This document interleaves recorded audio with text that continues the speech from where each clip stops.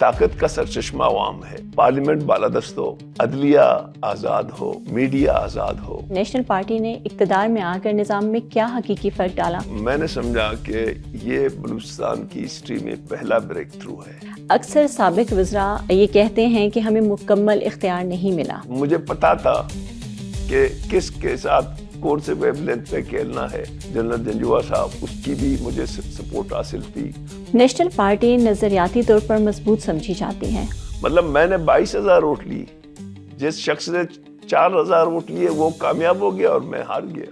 جو ہمارے زوراور لوگ ہیں ان لوگوں نے ہمیں روکا. ہم کمپرومائز نہیں کرتے ہیں. ہم تو امید کر رہے تھے کہ بلوچستان کے اگلے وزیر اعلیٰ آپ ہوں گے. میاں نواز شریف صاحب سے, شہباز شریف سے یا مسلم لیگ کی دوسری قیادت سے تعلقات اچھے ہیں. Sir, mines and minerals act پر نیشنل پارٹی کو شدید اختلافات ہیں. پیپلز پارٹی اس بات سے مکر گیا ہے. اس بل کو اس طرح لایا گیا تو بلوچستان کے لیے بہت نقصان دہ ہوگا.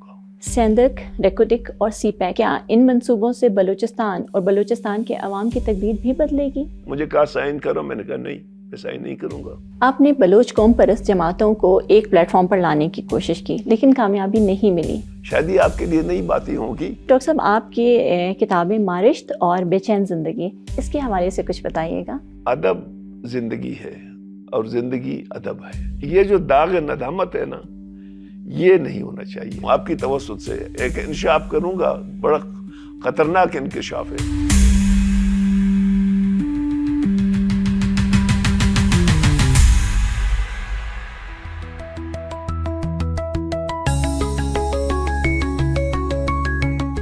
السلام علیکم, میں ہوں آپ کی میزبان صوفیہ ملک اور آپ دیکھ رہے ہیں صوفیہ ملک پوڈ کاسٹ. ساتھیوں, آج کے ایپیسوڈ میں ایک ایسی شخصیت موجود ہیں جو نہ صرف بلوچستان بلکہ پاکستان کی سیاست میں ایک منفرد مقام رکھتی ہیں. وہ ایک ڈاکٹر بھی ہیں اور ایک اصول پسند سیاستدان بھی, اور عوامی خدمت کو اپنی زندگی کا مقصد بنانے والی آواز بھی. ہم بات کریں ہیں ڈاکٹر عبدالمالک بلوچ کی, جو بلوچستان کے 21ویں وزیر اعلیٰ ہیں. وہ نیشنل پارٹی کے صدر ہیں اور ہمیشہ صوبائی خود مختاری اور انسانی حقوق اور پرامن سیاسی جدوجہد کے حامی رہے ہیں. ہم بات کریں گے بلوچستان کے ماضی, حال اور مستقبل کے. السلام علیکم ڈاکٹر صاحب. ڈاکٹر صاحب, welcome to Sofia Malik podcast. آپ کے وقت کا بہت بہت شکریہ. سر, آپ بلوچستان کی سیاست میں امن, مکالمے اور جمہوریت کی بات کرتے ہیں. آج ہم بات کریں گے کہ ان سب باتوں کا نتیجہ کیا نکلا. دیکھیں, میں آپ کا مشکور ہوں کہ آپ نے مجھے بلایا ہے اپنی پروگرام میں. انسانی سماج کی اپنی ایک ارتقاء ہے اور اس ارتقاء میں جدوجہد کا بہت بڑا مرحلہ ہے. ہم یہ سمجھتے ہیں کہ چیزیں بہتر سے بہتر کی جانب بڑھتی ہیں, تو ہم ایک نیم قبائلی, نیم جاگیردارانہ سماج میں رہ رہے ہیں. ہماری کوشش یہ ہے کہ اس ملک میں ایک مکمل جمہوری نظام ہو اور جس میں عوام کی بالادستی ہو, کیونکہ ہماری بلیو ہے کہ طاقت کا سرچشمہ عوام ہے. پارلیمنٹ بالادست ہو, عدلیہ آزاد ہو, میڈیا آزاد ہو, اور یہاں انسان برابر ہوں. تو یہ ہماری بنیادی مقصد ہے کہ ہم انسانوں کی خدمت کریں, اس ملک کی خدمت کریں, اپنے صوبے کی خدمت کریں, تاکہ ہم ایک ایسے بہتر سماج کی تخلیق کریں جس میں وہ تمام انسانی سہولتیں موجود ہوں جو ایک انسان کی ضرورت ہے. چاہے وہ تعلیم ہو, چاہے وہ صحت ہو, چاہے وہ پانی ہو, چاہے وہ روزگار ہو, چاہے مکان ہو. تو انسان کی جو سیاست کا جو محور ہے وہ تبدیلی ہے, سماجی تبدیلی, transformation of the society. So we are doing our job. We don't know کہ ہم نے کس حد تک اس کو پایا ہے, کس حد تک کھویا ہے, لیکن میں سمجھتا ہوں کہ ہم بہت اپنی مقاصد کو روز روزانہ زیادہ وسعت دے رہے ہیں. تو یہ کچھ ہم اپنی کامیابی سمجھتے ہیں. ڈاکٹر صاحب, آپ ہمیشہ نظام پر تنقید کرتے رہے ہیں, آپ خود اقتدار میں بھی رہے ہیں. اگر عوام پوچھے کہ نیشنل پارٹی نے اقتدار میں آ کر نظام میں کیا حقیقی فرق ڈالا, تو آپ کا جواب کیا ہوگا؟ دیکھیں, میں سمجھتا ہوں کہ مجھ جیسے کامنر کو جس نے اپنی زندگی زندہ آباد مرد آباد فٹ پاتھوں پہ گزاری اور اس کو وزیر اعلیٰ شپ مل گئی، تو میں نے سمجھا کہ یہ بلوچستان کی ہسٹری میں پہلا بریک تھرو ہے، کیونکہ ایک کامنر کو ہم نے پہلے ہی کوشش کی کہ ہم وزیر اعلیٰ ہاؤس کو عوامی بنا دیں. جیسے آپ کا جو ہے نا جنا روڈ ہے، ہر کوئی آتا ہے جاتا ہے، تو وہاں پہ بھی ہر کوئی آتا جاتا رہا. دوسری یہ کہ ہم نے ریفارم کی کوشش کی، کیونکہ ہم لوگ ایک تربیت یافتہ سیاسی کارکن ہیں، اور ہم جب بھی الیکشن میں جاتے ہیں ہم اپنی عوام کو ایک مینیفیسٹو دیتے ہیں. تو ہم نے اپنی مینیفیسٹو پہ عمل درآمد شروع کی. اس میں سب سے زیادہ تھا کہ ہم بلوچستان میں امن لائیں، اور دوسرا یہ تھا کہ بلوچستان میں ہم اکنامیکل ڈیولپمنٹ کریں. امن کے لیے ہم نے کوشش کی کہ اس وقت جب میں آیا تو 4 بجے کے بعد سریاب روڈ پہ کوئی نہیں جا سکتا تھا، تمام روڈز بند تھے. انٹیریئر بلوچستان کے وہاں پہ جو ہے نا راستے بند تھے. تو میں نے with the passage of time police میں ریفارم لائی، لیویز میں ریفارم لائی، اور آہستہ آہستہ آہستہ آہستہ آہستہ ہم نے چیزوں کو بہتر کی. لاپتہ افراد کے ایشو کو ہم نے ٹچ کیا، مذاکرات ہم نے شروع کی. جو ملیٹنٹ تھے بلوچستان میں، جو ایک ملیٹنسی چل رہی تھی، اس میں مذاکرات ہم نے شروع کی. پھر اکنامیکل سائیڈ میں ہماری جو پالیسی تھی وہ مینلی یہ تھا کہ ایجوکیشن کو ہم کانسنٹریٹ کر لیں. میں جب آیا 4% ایجوکیشن کا بجٹ تھا، تو میں نے اس کو 3 سال تک 26% پہ لے گیا. 3 میڈیکل کالج بنائے، 6 یونیورسٹیز بنائے، اور BRC بنائے، اور تاکہ بلوچستان میں جو ہیومن ریسورس ہے اس کو ہم بڑھائیں. ہم نے کنسنٹریٹ کی ہیلتھ پہ، ہم نے کنسنٹریٹ کی کلچر پہ ہم نے کافی کام کیا. تمام ادارے جو جتنے تھے، چاہے وہ بلوچی کے تھے، براہوی کے تھے، پشتو کے تھے، یا ہزارگی تھے، سب کو ہم نے گرانٹس دی. پہلی دفعہ ہم نے 7 زبانوں کو ہم نے پرائمری تک جو ہے نا قانون سازی کی، جس کے میں ہم کہتے ہیں کہ بلوچی، براہوی، پشتو، ہزارگی، سندھی، سرائکی، سب کو ہم نے کہا کہ ہم یہیں پڑھائیں گے پرائمری تک. تو یہ ایشوز تھے ہماری بنیادی، اور آتے ہی ہم نے بلدیاتی الیکشن کروائے، اور آپ یقین کریں کہ ایک گملہ بھی نہیں ٹوٹا. سب نے کہا کہ نہیں ہوگی. 2013 میں آتے ہی ہم نے بلدیاتی الیکشن کروائے. تو ہم چونکہ کمیٹڈ تھے کہ ہمیں اپنے صوبے کو دینا ہے، اپنے ملک کو بہتر کرنا ہے، تو چیزوں کو ہم گو کہ مشکل تھا. ایک کولیشن گورنمنٹ تھا، کولیشن گورنمنٹ کو چلانا بہت بڑا مشکل ہے، اور مجھ جیسے عام ایک کامنر سیاسی کارکن کے لیے. تو لیکن میں سمجھتا ہوں کہ میرے پاس ایک ٹیم تھا، میرے پاس میرا پارٹی تھا، میرے پاس ایک گائیڈ لائن تھا. تو ان پہ عمل درآمد کرتے ہوئے ہم نے ایک کتاب بھی لکھی کہ حکومت کے 2.5 سال. اس میں ہم نے تمام وہ چیزوں کو ہائی لائٹ کی جو ہمارے چیلنجز تھے. فرض کریں جب ہم آئے اسی ساتھ زلزلہ ہوا واران میں، لیکن زلزلہ کو ہم نے جس طریقے سے ہم نے وہ کی، میرے لیڈر نے، میر حاصل خان بیزنجو اور خیر جان جو ہمارے MP ہے، ہم گئے وہاں پہ بیٹھے، اور ہم نے آج واران اور جاؤ میں 24,000 گھر جو ہے نا، اس زمانے میں 16,000 گھر ہم نے بنا کے دیے تھے، 24,000 بن گئے ہیں.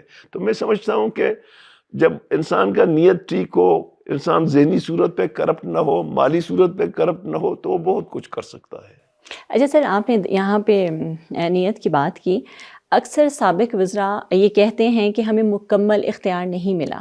کیا یہ دلیل واقعی ہی سچ ہے، یا ہم اختیار کے اندر رہتے ہوئے مشکل فیصلے کرنے سے گریز کرتے ہیں؟ میں اگر کہوں کہ میں نے کوئی انقلاب لایا ہے تو وہ کوئی انقلاب نہیں تھا.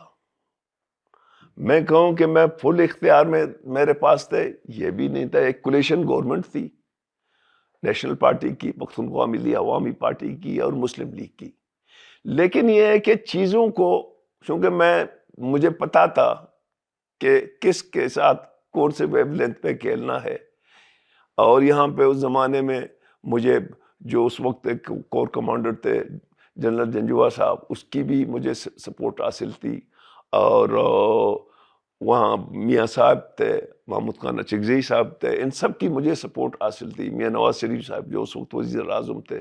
تو میں سمجھتا ہوں کہ اب نیت بھی ٹھیک ہو، ویژن بھی ہو، اور یہ نہیں کہ مشکلات نہیں تھے، بہت مشکلات تھے. کولیشن کو چلانا بڑا آسان کام نہیں ہے، لیکن 2.5 سال جو ہے نا ہم نے بڑی خوش اسلوبی سے گزارے.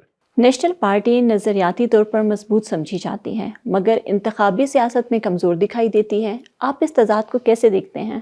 دیکھیں، میں نے کبھی بھی یہ سمجھتا ہوں کہ ہم کمزور نہیں ہیں. آج بھی بلوچ علاقوں میں take it from Sariab up to Jiwani and Barkhan, Kohlu, Dera لیا، وہاں نیشنل پارٹی کے ووٹ سب سے زیادہ ہیں. اب دیکھیں نا، اگر ہم الیکشن کی تیاری کرتے ہیں، جاتے ہیں، اور ہمیں الیکشن میں زوراور نہیں چھوڑتے ہیں، اس وقت ہماری 3 سیٹیں نہیں تھی، ہم 10-12 پہ جا رہے تھے. قومی اسمبلی میں مطلب میں نے 22,000 ووٹ لی، جس شخص نے 4,000 ووٹ لیے وہ کامیاب ہو گیا اور میں ہار گیا. تو ہمیں عوام نے بھرپور ووٹ دی، لیکن یہ ہے کہ جو ہمارے زوراور لوگ ہیں ان لوگوں نے ہمیں روکا. تو میں نہیں سمجھتا ہوں کہ آج بھی اگر آپ فری اینڈ فیئر الیکشن کر لیں، ٹرانسپیرنٹ الیکشن کر لیں، میں نہیں کہتا کہ ہم سویپ کر لیں گے، لیکن ہم سائزیبل پوزیشن میں آ جائیں گے. ابھی بلدیاتی الیکشن میں کیا ہوا، کوئٹہ میں جو رونقیں جم گئی، نیشنل پارٹی نے کافی موبلائزیشنز کی، لیکن گورنمنٹ نے دیکھا کہ جی گیم میرے ہاتھ سے نکل رہا ہے، ان لوگوں نے پوسٹ پون کر لیا. ڈاکٹر صاحب، پونم کو ایک بڑی مزاحمتی سیاسی اتحاد کہا جاتا ہے، لیکن وہ عملی سیاست میں ناکام رہی. آپ کی نظر میں اس ناکامی کی بنیادی وجہ کیا تھی؟ نہیں دیکھیں، پونم تو ایک اتحاد تھا مظلوم قوموں کا، محکوم قوموں کا. یہاں محکوم جو قومیں اور مظلوم طبقات ہیں وہ کبھی ناکام نہیں ہوئے ہیں. ٹیک اٹ فرام 57 نیشنل عوامی پارٹی سے، جو اس میں مختلف لوگ ہو گئے، ادھر سے باچا خان آیا، ادھر سے میر غوث زنجو خان شہید، افتخار یہ جو پنجاب کا تھا. تو یہ ان لوگوں نے جو نیشنل عوامی پارٹی بنائی. نیشنل عوامی پارٹی جو ہے نا وہ آپ کے جو الیکشن ہو رہے تھے ماشاء اللہ سے پہلے اس کو جیت رہا تھا، لیکن لوگوں نے دیکھا کہ اس وقت 2 نظریاتی پارٹیاں تھیں. ایک جانب نیشنل عوامی پارٹی تھا، دوسری جانب جماعت اسلامی تھا. مسلم لیگ تو پتہ نہیں یہ کبھی ادھر تھا کبھی ادھر تھا. تو جو ہم ہیں، ہم بیسیکلی جو بکھر گئے، ہم بیسیکلی نیشنل عوامی پارٹی کے جو ہے نا وہ ڈسینڈنٹ ہیں، اس سے نکلے ہیں. اور ہم یہاں پہ کبھی ہم خیبر پختونخوا میں یا یہاں پہ ہماری ہر وقت جو ہے نا اثر رسوخ رہا ہے. اور پاکستان کے جو جمہوری قوتیں تھیں، بائیں بازو کے لوگ تھے، وہ سارے نیشنل عوامی پارٹی کے ساتھ تھے. آج بھی پنجاب میں 22 ڈسٹرکوں میں ہماری پارٹی ہے، سندھ میں ہے، پشتونخوا میں ہے. شاید یہ آپ کے لیے نئی باتیں ہوں گی، لیکن میں آپ کو ابھی جو اسلام آباد میں الیکشنز ہو رہے ہیں اس میں ہمارے ہر وارڈ پہ ہمارے لوگ جو ہے نا کنٹیسٹ کر رہے ہیں. تو میں سمجھتا ہوں کہ یہاں چونکہ ہم سچے لوگ ہیں، ہم اصولی لوگ ہیں، ہم نظریاتی لوگ ہیں، تو ہم کمپرومائز نہیں کرتے ہیں. جب کمپرومائز نہیں کرتے ہو تو پھر آپ ڈنڈے کے لیے تیار ہو جائیں. پہلے ہمیں بلیم دیتے تھے کہ آپ لوگ روسی ہیں، حالانکہ ہم کہتے کہ نہیں، ہم حق پہ ہیں، ہم عوام کو طاقت کا سرچشمہ بناتے ہیں. ٹھیک ہے نا. لیکن اس الیکشن میں بھی آپ نے دیکھا جو کچھ ہمارے ساتھ ہوا. آئندہ بھی اگر ہمیں free and fair play ground دے دیں تو میں نہیں سمجھتا ہوں کہ یہاں کے جو ہے نا کمپریس جو پونم کے پارٹیاں ہیں، چاہے وہ بی این پی مینگل کی شکل میں ہے، پختونخوا ملی عوامی کی شکل میں ہے، یا نیشنل پارٹی کی شکل میں ہے، ہمیں اپنا وہ عوام جو ہے نا وہ ووٹ دے گا. آپ نے بلوچ قوم پرست جماعتوں کو ایک پلیٹ فارم پر لانے کی کوشش کی لیکن کامیابی نہیں ملی، ناکامی کہاں ہوئی؟ نہیں دیکھیں نا، میں آپ سے عرض کروں کہ جب بھی ہم اکٹھے ہوئے ہیں، عوام نے، بلوچ عوام نے ہمیں ووٹ دی ہیں. فرض کریں نیب میں اکٹھے تھے، نیب میں 70 کے الیکشن میں نیب نے میجارٹی لائی، جے یو آئی کے ساتھ مل کے گورنمنٹ بنائی. 88 میں ہم نے بی این اے بنایا، بلوچستان نیشنل الائنس، ہم نے حکومت بنائی نواب اکبر خان شہید کی سربراہی میں. پھر 97 میں ہمارے بغیر جو ہے نا امیر غوث بخش بیزنجو کے خاندان نے، سردار عطا اللہ کے لوگوں نے بی این پی بنائی اور اس نے 97 میں جو ہے نا حکومت بنائی. ہم جب بھی اکٹھے ہوئے ہمیں کامیابی ایسی ہوئی. یہ اور بات ہے کہ اور بہت سے عوامل ہیں جو وجہ بنے ٹوٹ پوٹ کی، لیکن جب بھی ہم نے اتحاد بنائی، میں 4-5 اتحاد کے تو نام میں نے ابھی آپ کو گن کے دے دیے، سب میں ہم نے کامیابی حاصل کی. کیا نیشنل پارٹی آج بھی اس پوزیشن میں ہے کہ بلوچ قوم پرست جماعتوں کو دوبارہ ایک پلیٹ فارم پر لا سکے یا وہ دور ختم ہو چکا ہے؟ نہیں، ہماری خواہش ہر وقت رہی ہے کہ ہم راستے نکالیں. سیاست میں راستے بند نہیں ہوتے ہیں، لیکن فی الحال اس کے امکانات کم مجھے لگ رہے ہیں.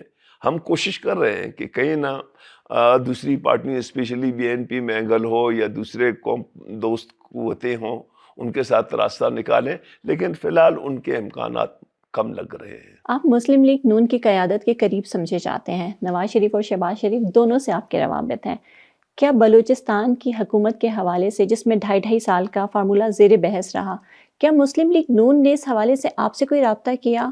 اور کیا مسلم لیگ نون واقعی بلوچستان میں اپنا وزیر اعلیٰ لانا چاہتی ہیں؟ دیکھیں، میں اس وقت اپوزیشن میں ہوں. میرے میاں نواز شریف صاحب سے، شہباز شریف سے یا مسلم لیگ کی دوسری قیادت سے تعلقات اچھے ہیں، لیکن میں اب ان کی اتحاد میں نہیں ہوں کیونکہ وہ آلریڈی گورنمنٹ میں ہے، میں اپوزیشن میں بیٹھا ہوا ہوں. مجھے کوئی پتہ نہیں ہے کہ 2.5 سال ہوا ہے یا نہیں ہوا ہے. اور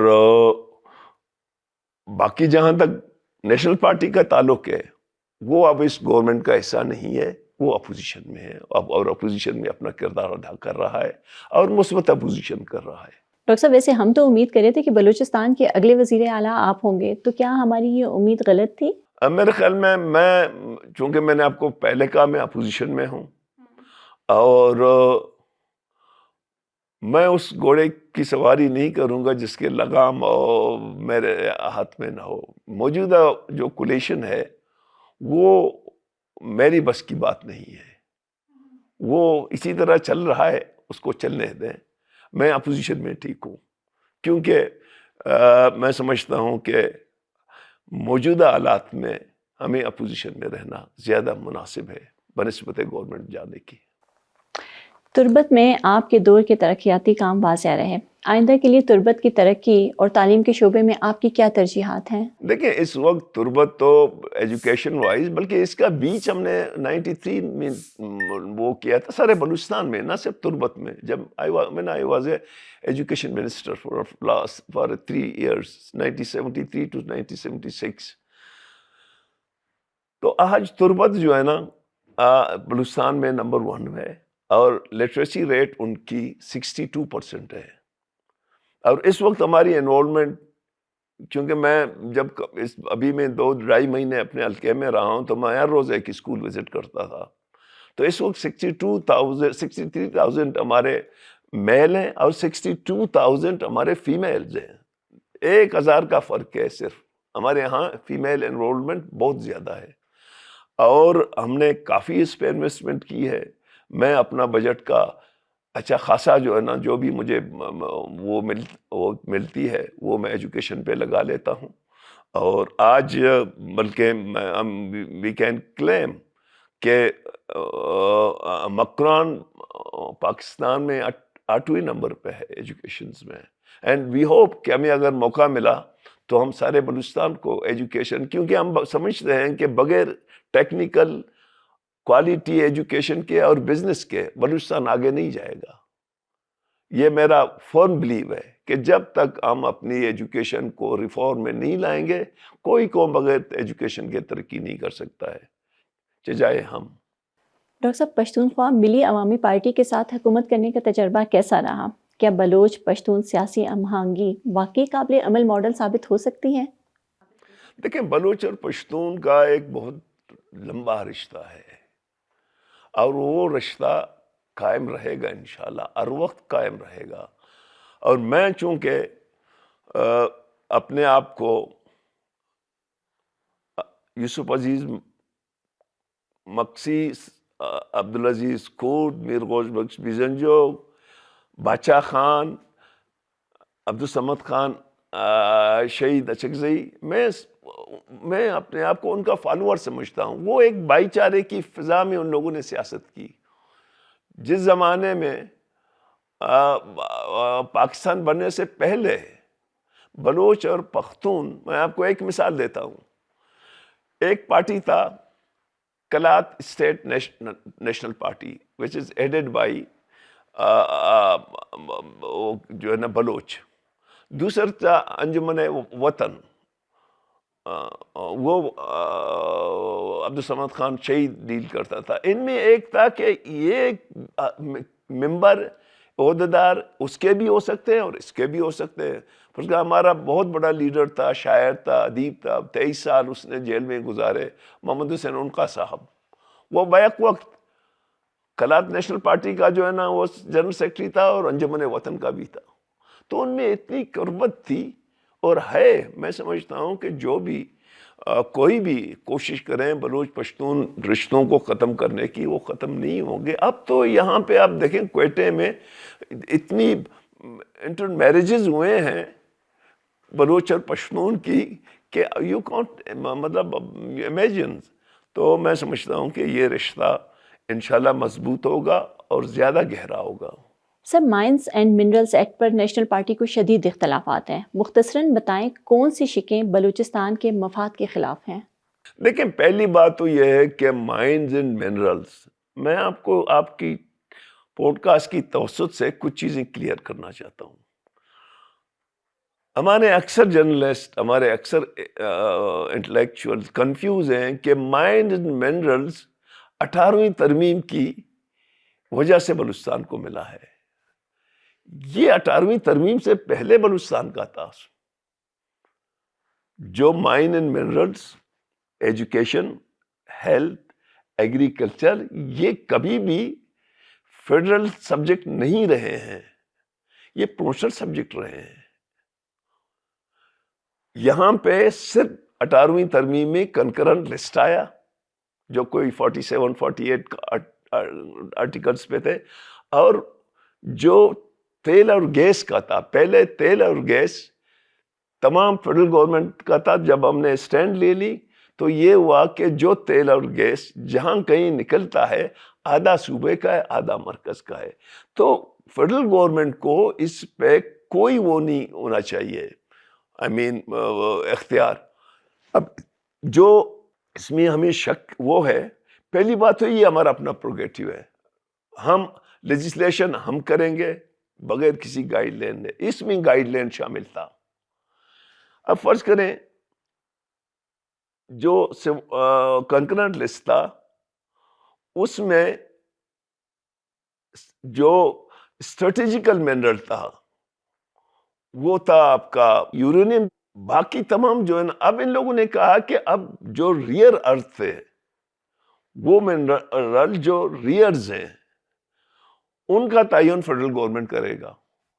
اب دنیا میں یہ ہے کہ کوئی 18 ریئر ارتھ منرلز ہے، ان میں سے 17 بلوچستان میں پایا جاتا ہے۔ یورینیم کے علاوہ باقی یورینیم جو اسٹریٹجیکل تھا وہ کنکرنٹ لسٹ میں فیڈرل گورنمنٹ کا تھا، باقی تمام منرل وہ ہے۔ اب ریئر ارتھ کا وہ کیوں تعین کرے؟ کل وہ کہے گا کہ یہ کوئلہ جو ہے نا ریئر ارتھ ہے، تو اس کا مطلب ہے وہ فیڈرل گورنمنٹ کا ہے۔ کل کہے گا کہ جو بھی منرل ہے، پتھر جو ہے نا ریئر ارتھ ہے، وہ بھی فیڈرل گورنمنٹ کا ہوگا۔ تو ہمیں اس بل پہ شدید تحفظ تھے، گو کہ ہم نے اس کو سپورٹ کیا۔ اس کی وجہ یہ تھی کہ ہمیں جو مائن اینڈ منرل جو ہے نا اسٹیشن ہے، اس نے غلط گائیڈ کی، میں خود ادھر نہیں تھا۔ دوسرا اس کا جو ایک کمیٹی بنایا ہے اس میں فیڈرل گورنمنٹ کو حصہ دیا گیا اس کمیٹی کی. ہم ضرور سمجھتے ہیں کہ اس کا کوئی ضرورت نہیں ہے, فیڈرل گورنمنٹ کا سبجیکٹ ہی نہیں ہے. چوتھا یہ ہے کہ اس کا جو ہے تعین جو ہے نا, جو 50 کروڑ سے زیادہ وہ ہوگا اس کا جو ہے نا سپرویژن فیڈرل گورنمنٹ کرے گا. تو ہم کہتے ہیں نہیں, it's a totally prerogative of the provincial government, it's a provincial subject. So federal government is nothing with mine and minerals.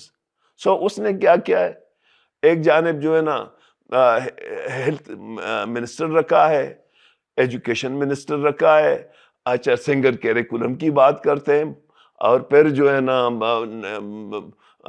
Food security کے نام پہ ایگریکلچر ڈپارٹمنٹ رکھا ہے. یہ صرف سارے غیر آئینی ہیں.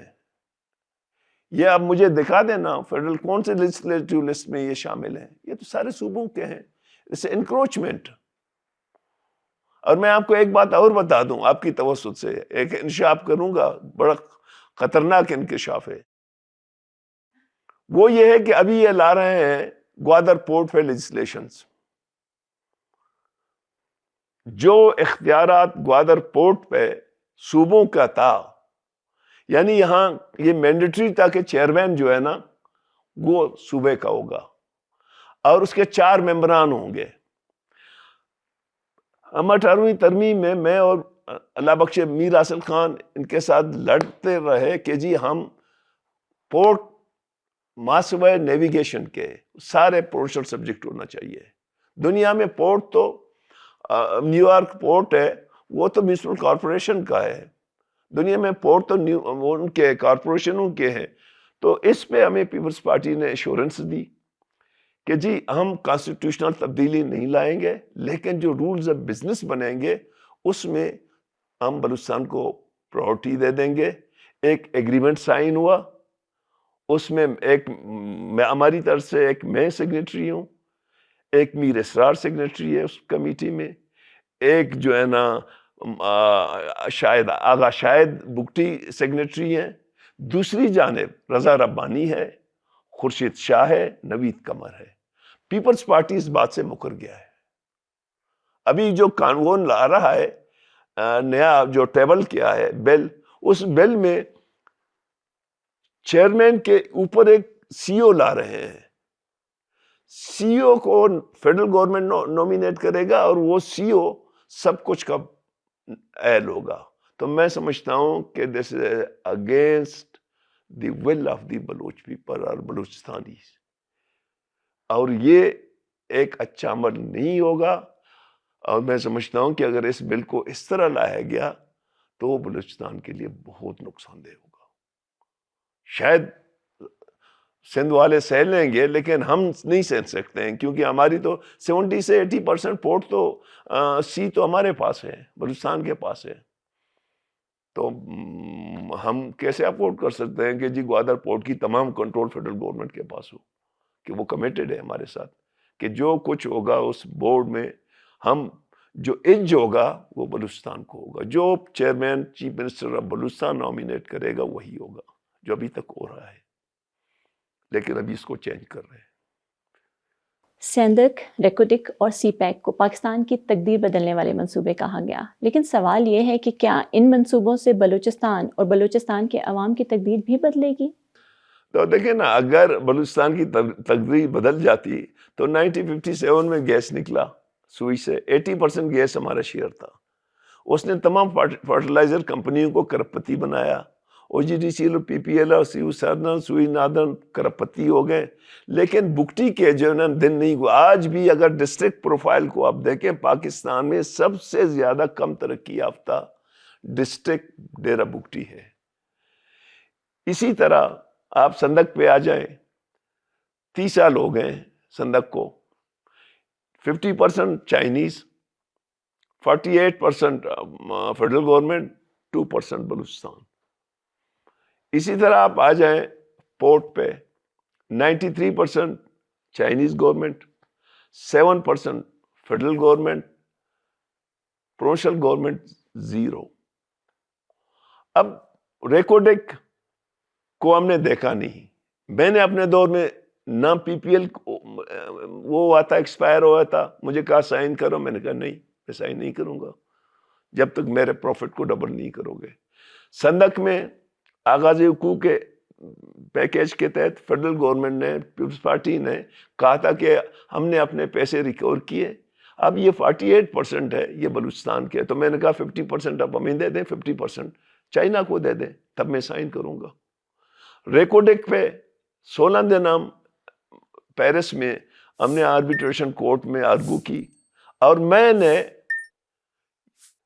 یہ کہہ کے ایک وہ ہو جائے گی کہ ہم نے ٹیتین کو حقان عباسی کی مدد سے، اس وقت وہ پیٹرولیم منسٹر تھے، 700 سے 800 ملین کے درمیان راضی کیا تھا آؤٹ آف دی کورٹ کہ یہ پیسے ہم آپ کو دیں گے، ہمارا جان چھوڑو. They agreed, not in the court, but outside the court. کیونکہ کورٹ نے ہمیں کہا تھا کہ آپ لوگ آؤٹ سائڈ.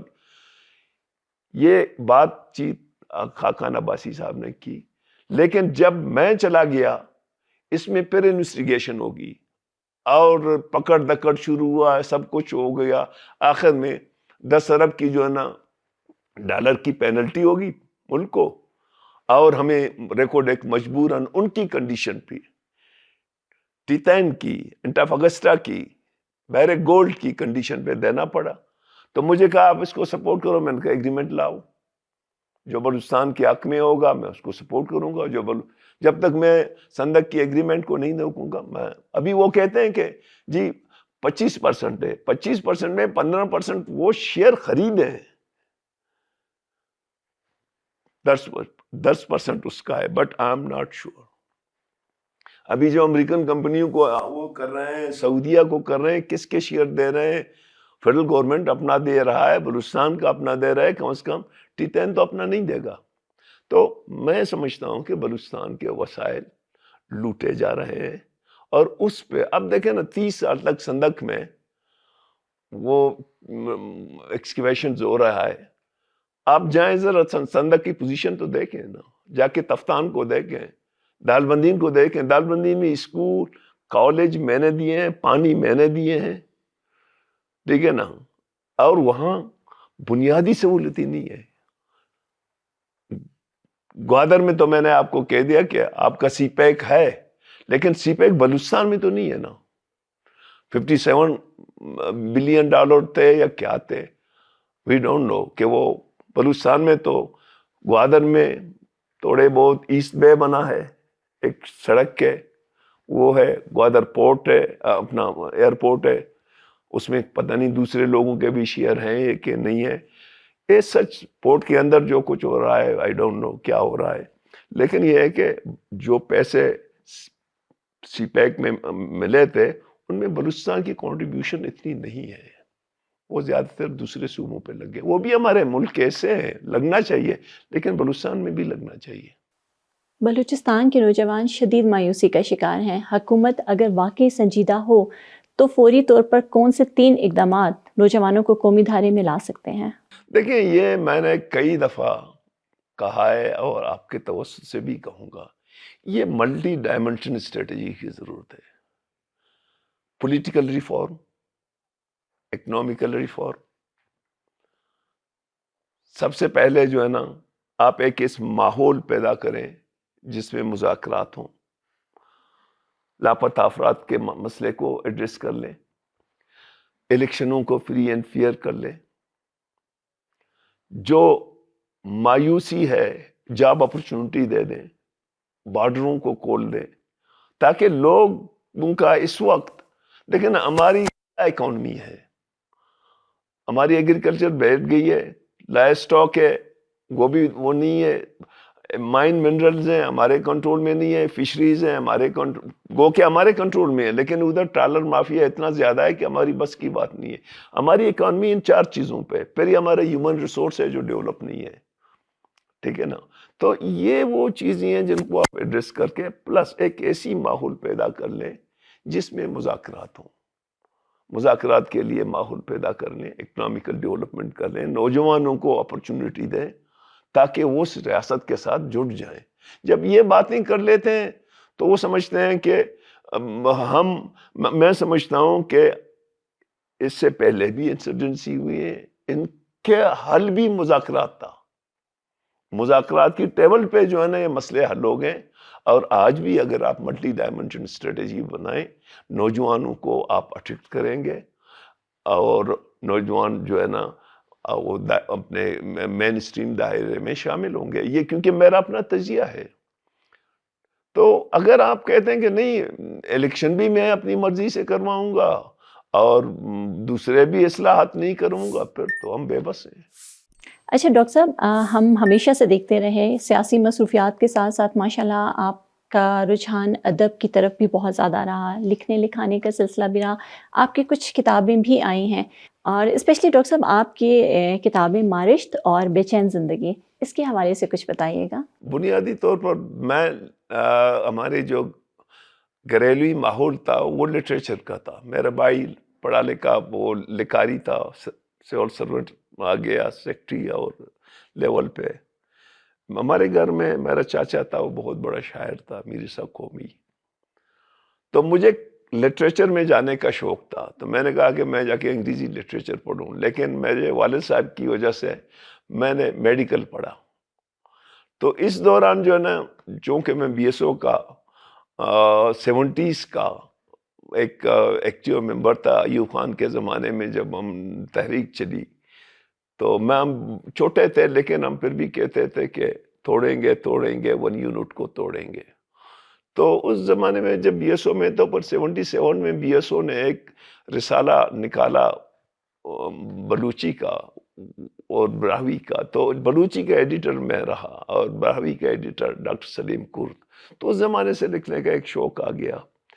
پھر بیچ میں جو ہے نا ماشاء اللہ آ گئے، ہمارے وارنٹس ہو گئے ضیاءاللہ کے زمانے میں. پھر دربدری شروع ہوئی 3-4 سال میں، پھر رکا. پھر کبھی کبھار جو ہے نا افسانے لکھتے تھے، کبھی کبھار کسی جو ہے نا سیمینار میں کچھ لکھتے تھے.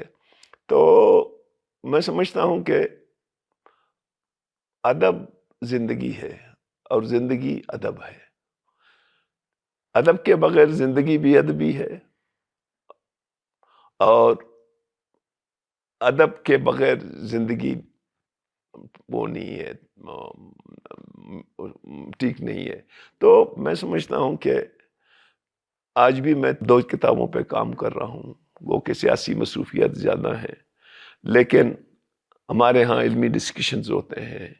ہم شعوری جدوجہد کے قائل ہیں، ہم صرف نعرہ بازی کے قائل نہیں ہیں.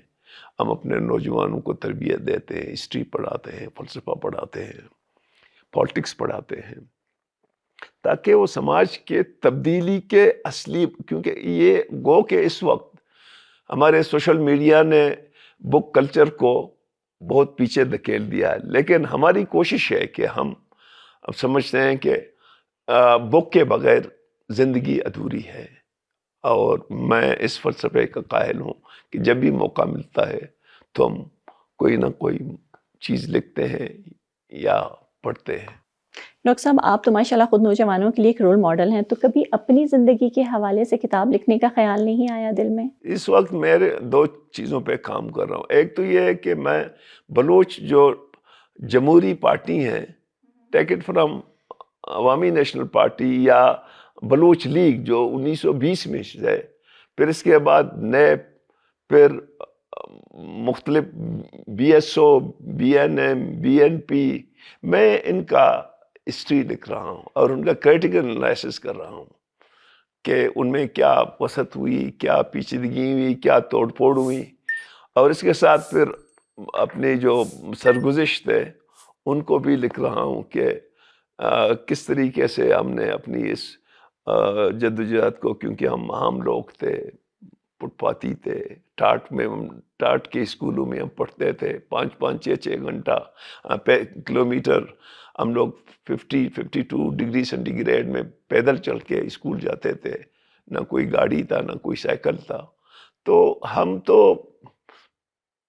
ان حالات کے پیداوار ہیں، اس لیے ہمیں بڑی بڑی چیزوں کا خواہش نہیں ہے. مجھے یہ کوئی فکر نہیں ہے کہ کوئٹہ میں میرا گھر نہیں ہے یا کراچی میں نہیں ہے یا کہیں اور نہیں ہے، کیونکہ میں سمجھتا ہوں کہ ہم فیض صاحب کے فالوورز ہیں. فیض صاحب کا ایک شعر ہے، اس عشق پہ نہ اس عشق پہ نادم ہے مگر دل، ہر داغ اس دل میں ہے بجز داغ ندامت. یہ جو داغ ندامت ہے نا، یہ نہیں ہونا چاہیے، باقی سب ٹھیک ہے. Thank you so much doctor صاحب، آپ نے بہت کھل کر اور سنجیدگی سے اپنے تجربات اور نظریات ہمارے ساتھ شیئر کیا. آپ کے وقت کا بہت بہت شکریہ. ناظرین، یہ تھی آج کی ایپیسوڈ. ہمارے چینل کو لائک، سبسکرائب اور شیئر کرنا نہ بھولیے گا. اگلی ایپیسوڈ تک کے لیے اپنی میزبان صوفیہ کو اجازت دیجیے. اللہ حافظ.